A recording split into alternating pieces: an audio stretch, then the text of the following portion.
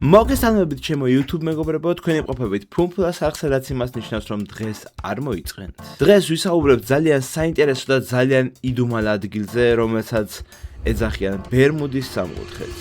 ზოგი მას სიკვდილის სამკუთხედს ან ატლანტიდის სასაფლაოსაც კი უწოდებენ. ბერმუდის სამკუთხედი ჩვენი დროის ერთ-ერთი ყველაზე ამოუცნობი საიდუმლოა. ეს დედამიწაზე ყველაზე გასაოცარი და იდუმალი ადგილი ატლანტიდის ოკეანეში მდებარეობს და შემოსაზღვრულია ფლორიდიდან ბერმუდის კუნძულებამდე. 1945 წლის შემდეგ ეშმაკის სამკუთხედში ასე მეტი გემი და თვითმფრინავი გაუჩინარდა. მათ შორის 1000-ზე მეტი ადამიანი უგზო-უკლოდ დაიკარგა. საოცარია ის ფაქტი, რომ ყველა ეს უბედური შემთხვევა ანალოგიურია და ერთმანეთს გავს. გაუჩინარებული ხომალდები უგზო-უკლოდ ქრებიან, ხოლო თვითმფრინავების შემთხვევაში საწვავის კვალიც კი არ ჩანს ოკეანეში, რაც მთავარი მანიშნებელია უბედური მოვლენების ადგილის ამოსაცნობად. ადამიანები ცდილობენ სხვადასხვაგვარი ახსნა მოუძებნონ ამ უცნაურ მოვლენას, ხოლო დროთა განმავლობაში ამ ამოუცნობი მოვლენის ამოსახსნად რამოდენიმე თეორია გაჩნდა. ერთ-ერთი მათგანი არის მეკობრეთა თავდასხმები. ამ თეორიის მიხედვით მიზეზი იმისა, თუ რატომ უჩინარდებიან გემები ასე ხშირად ამ ადგილიდან, არის ის, რომ ამ ადგილას განსაკუთრებულად აქტიურები არიან მეკობრეები. ეს თეორია ეკუთვნით იმ სკეპტიკოსებს, რომლებიც ფიქრობენ, რომ ბერმუდის სამკუთხედში არაფერი განსაკუთრებული არ ხდება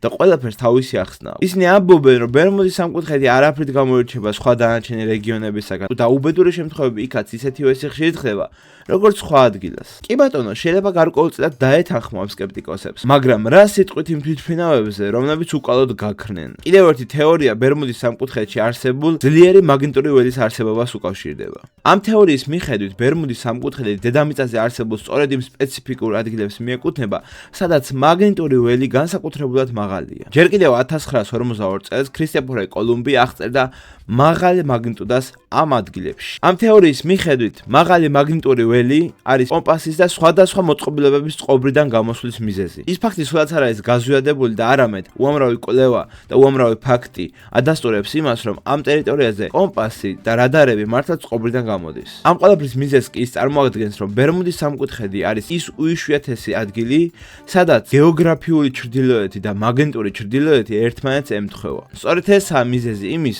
რომ კომპასი არასწორ ინფორმაციას აჩვენებს.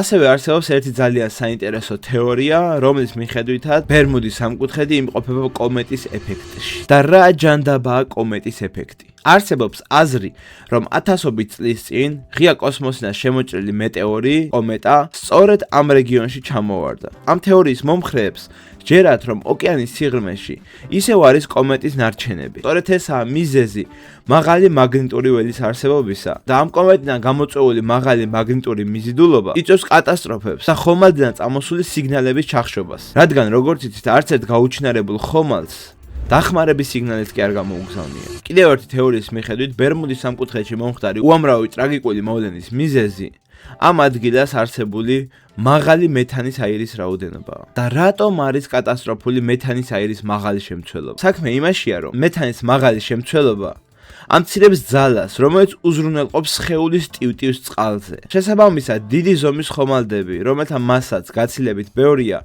ვეღარ ახერხებენ წყალზე გაჩერებას და უგზო-უკლოდ იძირებიან. არსებობს უამრავი თეორიები, რომელზეც კონკრეტული ახსნა არ არსებობს, მაგრამ საზოგადოების გარკვეულ ნაწილს მაინც ჯერა და ერთ-ერთი ასეთი არის დროის გამრუდება. მიუხედავად იმისა, რომ არანაირი ფაქტები არ არსებობს დროის გამრუდების ასახსნელად, მისი მხარდაჭერები მაინც მიიჩნევენ, რომ ამდენი ხომალდის გაუჩინარების მიზეზი სწორედ დროში მოგზაურობაა. გარდა ამისა, საზოგადოების გარკვეული ნაწილი ამტკიცებს, რომ ბერმუდის სამკუთხედის რეგიონში იხილეს გვირაბის ფორმის ღრუბელი, რაც თითქოს და დროში გასასვლელი კარიბჭე იყო. არ ვიცი თქვენ რამდენად დაუჯერებთ ამ თეორიას, მაგრამ ჩემთვის ცოტა დაუჯერებელია და ცოტა აბსურდულიც გია. სკეპტიკოსთა არც თუ ისე მცირერიცხოვანი ჯგუფი მიიჩნევს, რომ მისტიური ამ კატასტროფებში არაფერია. ყოველი ეს უბედური შემთხვევა გემის კაპიტნების დაუდევრობისგან არის გამოწვეული. აღნიშნული რეგიონი გამოირჩევა რთული კლიმატური პირობებით. ხშირია შტორმები და არის შემთხვევები, როდესაც ტალღების სიმაღლე 25 მეტრსაც აღწევს.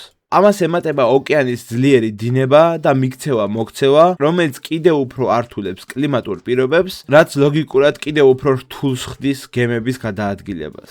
გარდა ამისა, სკეპტიკოსები ფაქტებით მოწმობენ იმას, რომ ამ ადგილას არის ყველაზე ღრმა ადგილი ატლანტის ოკეანეში. პუერტო რიკოს ღრმული, რომელიც 8605 მეტრს აღწევს.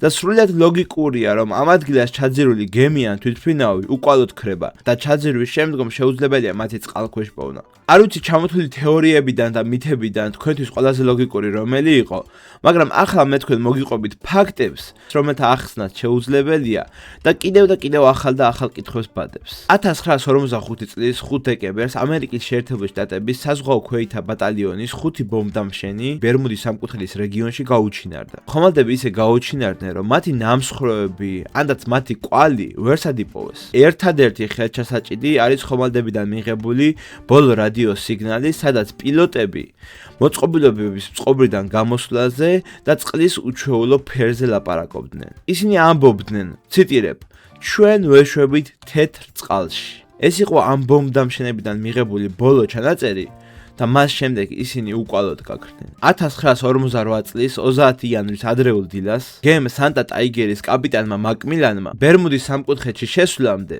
დისპეჩერს შეატყობინა მათი ადგილმდებარეობის და მათი ტრაექტორიის შესახებ. მან განაცხადა, რომ გემზე ყველაფერი რიგზე იყო და ისინი ზუსტად მიყვებოდნენ განრიგს. ეს იყო უკანასკნელი ცნობა, რაც ამ გემისგან მიიღეს. ამის შემდგომ გემი უკვალოდ გაუჩინარდა. 10 გემი და 30-მდე თვითმფრინავი ეძებდა დაკარგულ გემს მიმდებარე ტერიტორიაზე. უამრავჯერ შეამოწმეს ტრაექტორია, რომელიც ამ გემმა გაიარა და ასევე ის ტრაექტორია, რომელიც უნდა გაიარა. თუმცა ვერ აღმოაჩინეს ვერც ამ გემის ნამსხვრევები და ვერც ნავთობის ან საწვავის კვალი ოკეანეში. ასევე ერთ-ერთი ყველაზე გახმაურებული ფაქტია 1951 წელს სატვირთო გემ სანტას გაუჩინარება ბერმუდის სამკუთხედში. თუმცა სხვა მოვლენებისგან განსხვავებით, ჩვენ შეგვიძლია დავაბრალოთ შტორმს, რადგან სანდრა, როდესაც ბერმუდის სამკუთხედში იმყოფებოდა, იგი მოყავ ძლიერ შტორმში. თუმცა გასაოცარია ის ფაქტი, რომ მის მასაზრად გაგზავნილი გემი მეორე დღესვე გაუჩინარდა.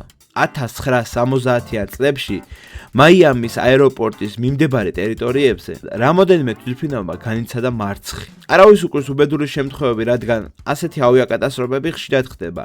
თუმცა გასაოცარი აქ არის ერთი ფაქტი. ერთ-ერთი თვითმფრინავი, რომელზეც 100-ზე მეტი ადამიანი იმყოფებოდა, კატასტროფის შემდეგ უკვალოდ გაუჩინარდა.